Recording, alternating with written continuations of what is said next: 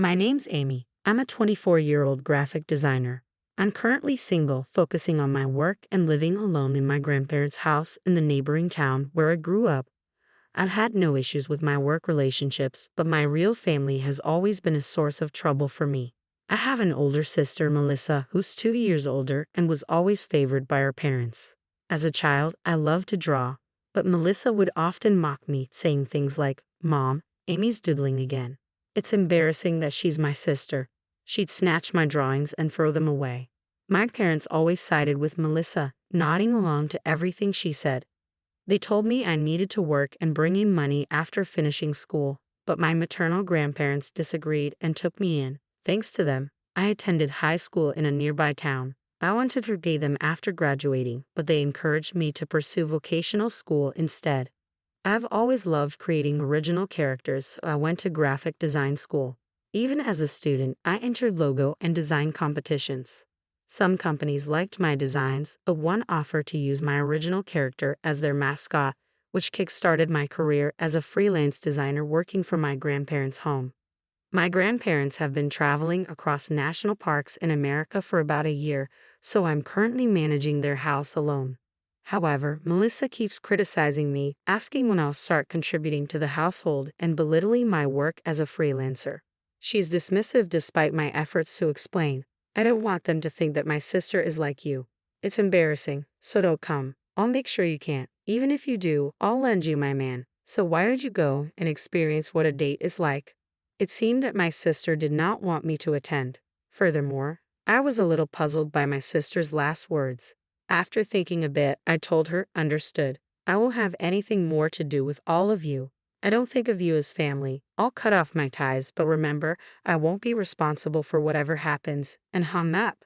As I was about to hang up, I had a feeling that my sister was sneering at my words, but I ended the call without worrying about it. The next day, since there was no more wedding I had to attend, I was enjoying my long-awaited day off. As I was barbecuing in my backyard, the intercom at my house suddenly rang. There stood my sister and parents. "Hello, wasn't today supposed to be Melissa's wedding?" I was waiting for my fiance at the wedding venue, but no one showed up. Even when I asked the staff, they said that it had been canceled and there was no wedding scheduled. She yelled. To my sister's outcry, I calmly responded, "What does that have to do with me? Besides, I told you that I don't care what happens. I cut ties with you all yesterday. Please leave me alone." Everything started when my sister called me yesterday and told me not to attend the wedding. After hanging up the phone with my sister, our parents paid for Melissa's college and helped her get a job through connections. During college, she received a generous allowance and occasionally worked at nightclubs for extra money. In contrast, I've been working part-time since school days, gradually supporting my grandparents financially, although they insist they don't need it. Melissa looks down on me and doesn't understand my situation. Despite not being close to my family, they often criticize me without considering my circumstances. When I tried to stand up for myself, they made more hurtful remarks, so I usually keep quiet. Recently, Melissa invited me to her wedding, handed me the invitation, and bragged about her fiance, the heir to a major company. She made condescending remarks about my life and even offered to find me a boyfriend, which I politely declined. Although my grandparents won't attend due to a cruise trip, I decided to go to the wedding after reconsidering. I confirmed my schedule and prepared to attend. But then Melissa called unexpectedly, telling me not to come to the wedding because, as she put it, it wouldn't matter if I was absent. My parents laughed along with Melissa, suggesting I faked being sick to skip the wedding. I was hurt and unsure how to respond.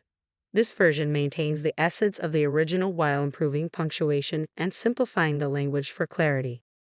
I contacted someone. It was the father of my sister's fiance. The reason I was able to get in touch with him was that he was the president of the company I work for. "Steve, I'm sorry to bother you when you're busy. I won't be able to attend the wedding of your son tomorrow." I had called Steve immediately after hanging up the phone with my sister. In fact, when I received an invitation from my sister announcing her marriage, I only thought that the name of her fiance, Robert, seemed familiar. It was only later when I received the same invitation from Steve. So I was taken aback to learn that the man who is marrying my sister was Robert. But when I told Steve that the bride was my sister, he joyfully said, "When Robert talks about Melissa, he always looks so happy." When I met Melissa, she was a wonderful lady. "She's definitely your sister, Amy." We look forward to working with you both personally and professionally. Given this, I'd assume my sister had cleaned up her past relationships with men. However, the fact that I was unable to attend because my sister told me not to come to the wedding was something I felt I had to tell Steve, who I had promised to meet at the wedding. When I did, Steve asked me, "What happened? The ceremony is tomorrow, isn't it? Did you overwork yourself and get sick?" He seemed very worried about me. It was a bit hard for me to say, but I decided to relay exactly what my sister had told me. She told me a bottom-rung loser like he should not attend the wedding tomorrow. She called you a bottom-rung loser even though you're such a successful designer. Does your sister not know? He seemed outraged that I was being called a loser. The only people who understand me are my grandparents, who are currently overseas. And about what my sister said, I told a story about my family that I had never told anyone before. Apparently, Steve immediately told Robert about the conversation, and Robert was very angry too. Steve's family values their kinship, thinking of their employees as family. Although I'm not an employee, they seem to value me as well because I work with them, considering me as part of the family. We don't consider people who can't cherish the family we value as our family. "We're sorry, but we can't accept your family into ours," he said to me. Robert, who was nearby, said, "I'm sorry, Amy, but I'm thinking about calling off the wedding with Melissa." To his words, I said, "Robert, I have cut ties with my family, so you can do whatever you want. Also, there's something else I need to tell you," and decided to share a certain fact. "What is it?" Robert, not knowing what he was about to be told, responded in a worried voice. Feeling apologetic, I told him what my sister had said to me after she told me to skip the wedding. My sister said she was going to lend her boyfriend to me. So I hesitate to say this, but I think my sister has had bad habits with men since the old days. I suspect that she might have another man aside from you, Robert. What? She told me she was single when we started dating, and she came on to me. He seemed a bit shocked. Steve then came on the speaker. "Amy, you said you're free tomorrow, right?" "Yes, I plan to be at home all day." "I see. Our family will not attend the wedding. We have a proposal for you." Thinking it sounded fun, I agreed. The plan was to have a barbecue at my house on the day of the wedding. So when my sister and my parents came to my house, we were in the middle of the barbecue, including Steve and Robert. As I was dealing with them at the front door, Robert, noticing the three of them had arrived, peeked at the door. "Why is Robert here? Today is supposed to be the wedding." We went to the venue and were told the wedding was canceled. None of the attendees from your side showed up, and we couldn't contact anyone, so we were worried. "Why are you here? Don't tell me you two have been disgusting." My sister, upon seeing Robert, came at us all at once. There, Robert sighed heavily and told my sister quietly, "You're someone who can't cherish family. We heard about your attitude and words towards Amy. You told me your sister was busy with work and couldn't see you often, but that's not the case at all." "Well, I'm ashamed that this unemployed loser is my sister. It's better for her public image to say that she's busy with work, isn't it? That's why I've been saying she's busy with work. What's wrong with that? I've been speaking well of her in public. I would appreciate some gratitude for that."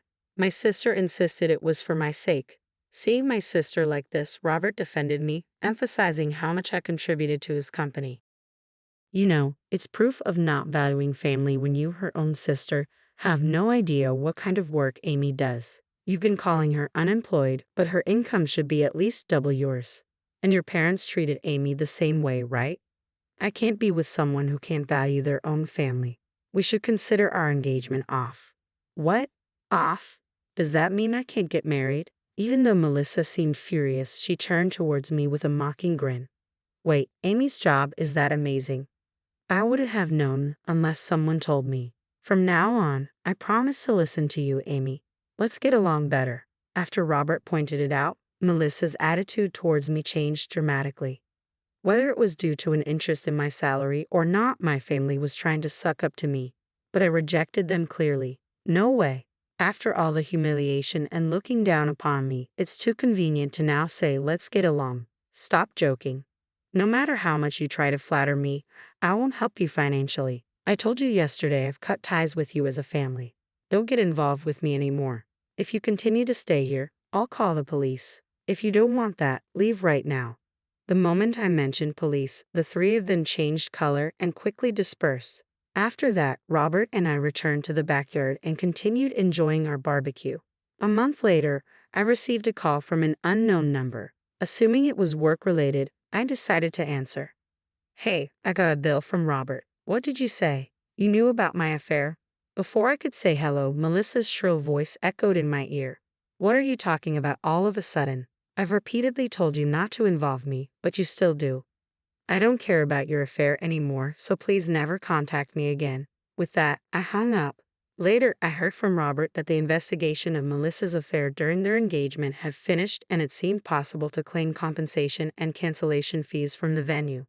As Melissa had quit her job with the plan of getting married, I heard she was juggling several part-time jobs to somehow pay the compensation. She seemed to have run crying to her parents, but their income had never been great, so I don't think that they could be of much help.